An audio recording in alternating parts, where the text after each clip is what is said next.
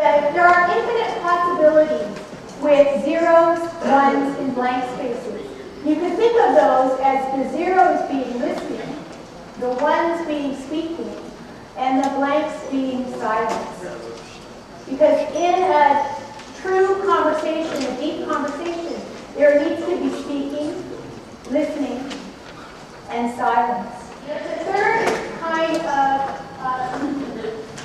way that we speak that I want to mention, and that's body language. Our body language can be very powerful, sometimes more powerful than our words. I'm sure many, if not all of you, have experienced an occasion where if you were speaking and someone was smiling while you were talking, you got a lot of energy from that. You know, it's like, oh, I must be saying a good thing. Or it builds a kind of rapport between you and the person who's listening to you.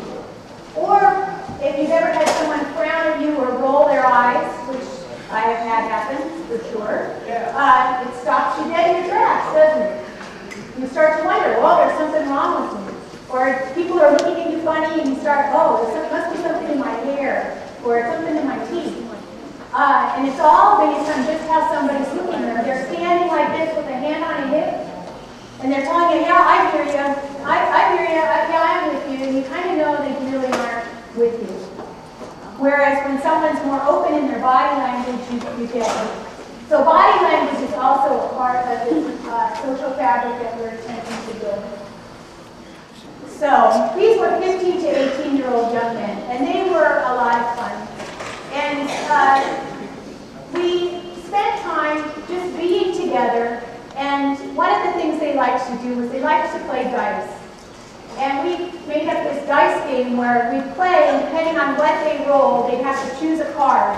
And we'd have a question on it, and this was one of the ways that we were able to ask some of the questions we couldn't ask straight off about what was important to them in life, or what were their goals, what interested them. And they would answer them when we played this game, and we played it as well. So there was a real interchange. We didn't ever hold ourselves over and above them, or like we were teachers and they were students. We became a community among ourselves. And this came really home for me, for all of us. This one day in particular we remember very well, when we went for our regular session, and between the times we had been there had been a listening session at the local community center, where a whole big group had come in, and they were going to listen to the youth and find out what they needed.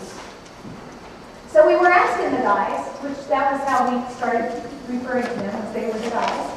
We asked the guys, how was it? How did it go? And at first all they would tell us was, well, it was good, they served pizza. We liked the pizza.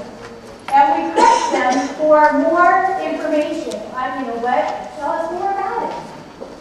And finally, one of the young men got really passionate, and he was probably our best speaker in the group anyway. He could always speak very fluently and eloquently. He was the top scholar in his class in high school. And they would always say, why don't you tell them, when they'd want something explained. But he got very passionate, and he said, well, they weren't listening. They weren't here to listen. They were just here to tell us what they think we should do. They never asked us what we wanted. They told us what they thought we should want. He said, that's where you're different. You ask us, we tell you, you listen. We ask you, and you tell us back. You respect us, and we respect you. You really listen. He said, there's none of that BS. And he didn't use BS.